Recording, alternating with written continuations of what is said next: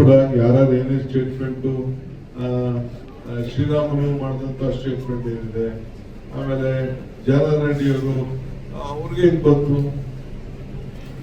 ಅಕಸ್ಮಾತ್ ಯಾವ್ದು ತೋರಿಸ್ತಾ ಇದ್ರಲ್ಲ ಟಿವಿಗೆ, ಸ್ಪಾಟ್ ಅವ್ರ ಮನೆ ಒಳಗಡೆ ಹೊಡೆದಿದ್ರೆ, ಅವ್ರನ್ನ ಕೊಲ್ಲಕ್ ಬಂದಿದ್ರೆ ಅದನ್ನ ಮನೆ ಮಾಜರ್ ಮಾಡಿಸ್ಬೇಕಾಯ್ತು.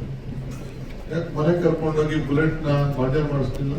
ಯಾಕೆ ತೋರಿಸ್ತಾ ಇದ್ರಿ? ಯಾಕೆ ಅದನ್ನ ಇಡ್ತಾ ಇದ್ರು? ಯಾವ ಪಾರ್ಟ್ಗೆ ನಿಮ್ ಪಾರ್ಟ್ಗೆ ಆ ಬುಲೆಟ್ ಬಂದ್ ಬಿದ್ದಿತ್ತು? ತಲೆಗೆ ಬಿದ್ದಿತ್ತ, ಮೈಗೆ ಬಿದ್ದಿತ್ತ, ಎಲ್ಲಿಗೆ ಬಿದ್ದಿತ್ತು?